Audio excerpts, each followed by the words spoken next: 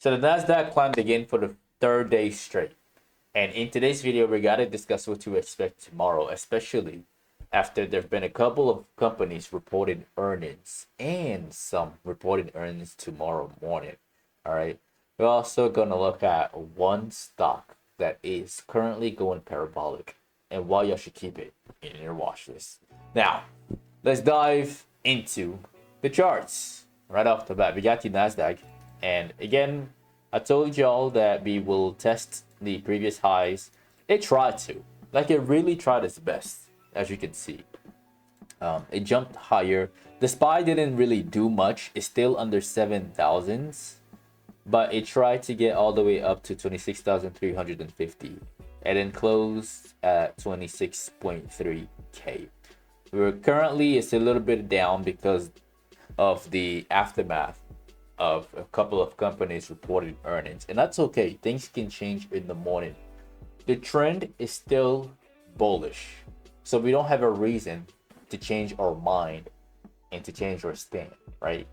The trend is still bullish. Tomorrow, watch this for a break of the all-time high. I think we're going to close above 26.4. I believe that. I definitely believe that. I don't think we're gonna pull back until next week. I think we're gonna continue to climb. Now, the SPY. With the SPY today, it gave a doji, and let me clean that up since the momentum shifted. All right, we're currently testing this wall right there that has to break. One of these earnings is going to really cause the SPY to pop up here. One of them. It could be Apple, which I believe Apple has earnings next week. It could also be Google, which has earnings report next week. One of them is going to cause a push. So we have to patiently wait.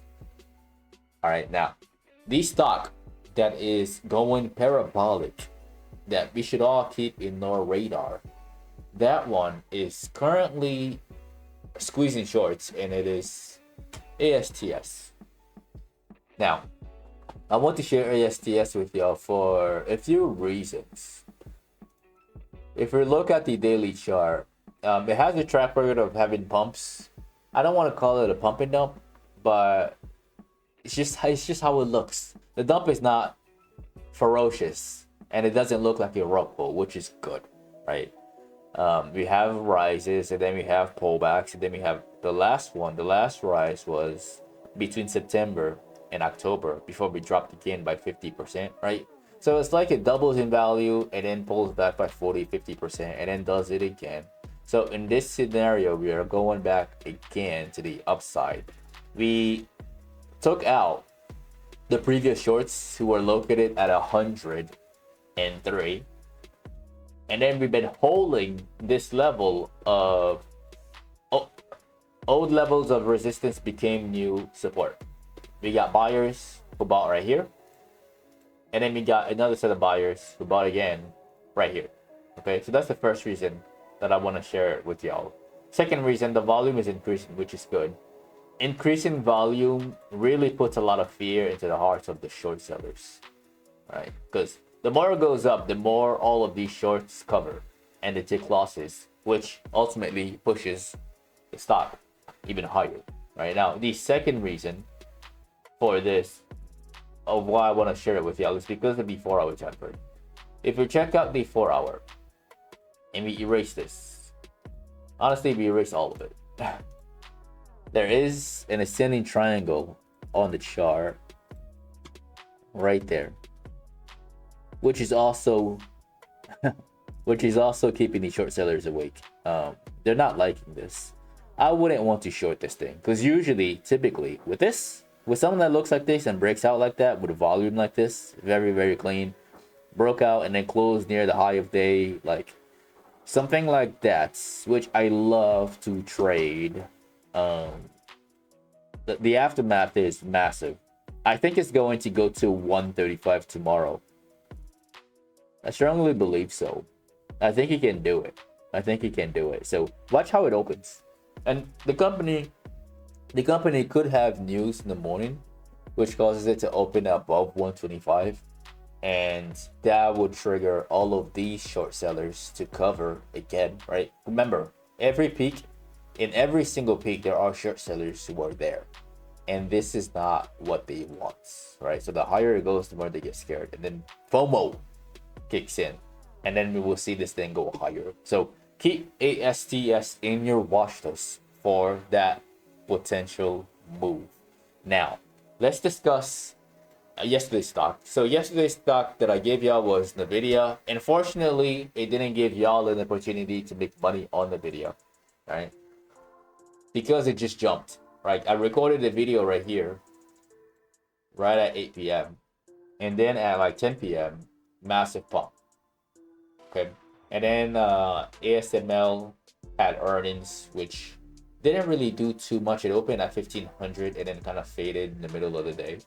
But this one right here just opened at 191. And there isn't that much room between 191 and 194. So chasing this thing out the gates, definitely not recommended. I thought it would open here at 189 and then have this push and provide this opportunity to make money on it.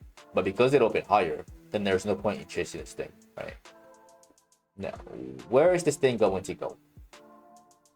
Where is it going to go?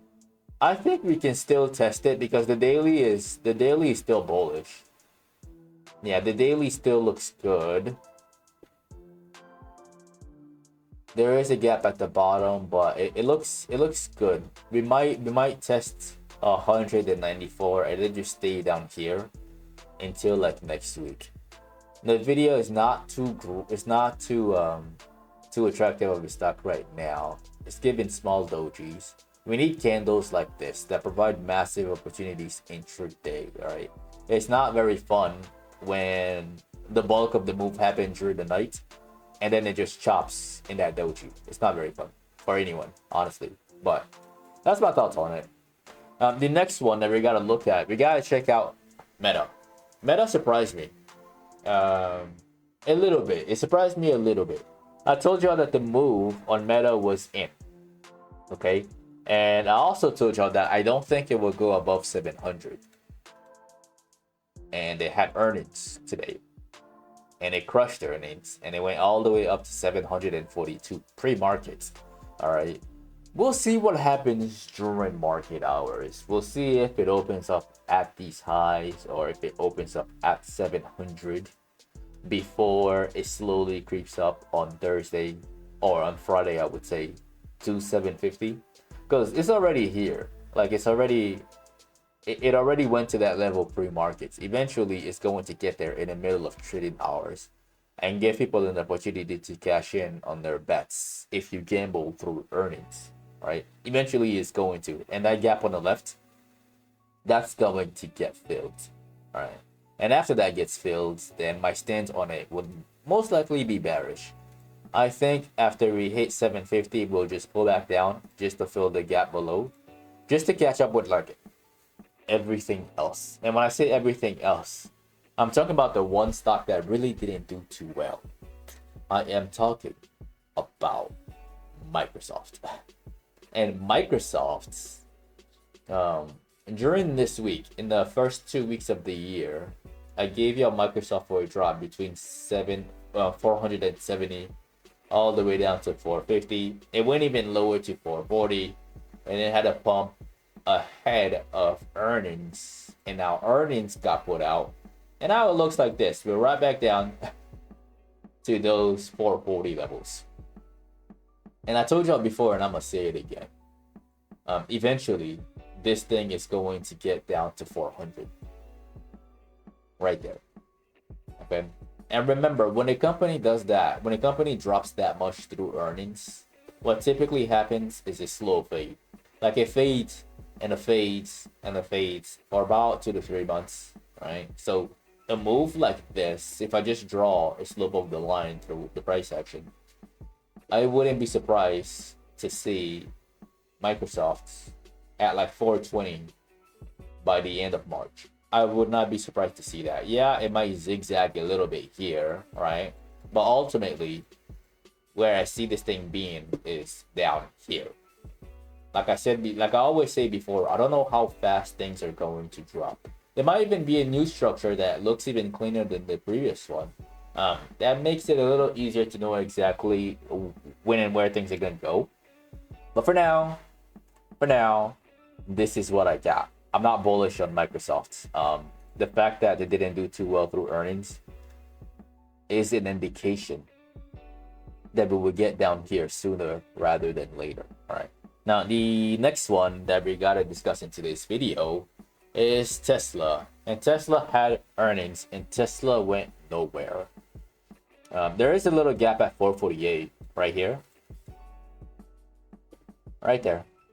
I think if we're lucky, we might see that happen. We might see that price get touched on Friday, because right now we are right below 440. We're right here.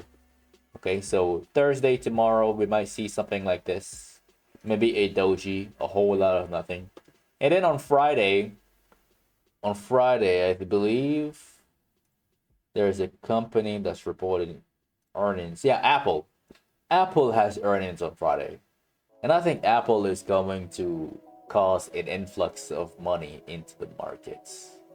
I think. And if that happens, then Tesla is going to follow along and fill that gap at 448. And then we'll discuss what happened next week when we get there. All right. But for now, these are my thoughts on all of these stocks. And that is the end of the video. Again, remember, I am not your financial advisor, and do your own research, because I'm not always right. Okay? Don't forget to follow me on social media. And lastly, don't forget to like and follow for more.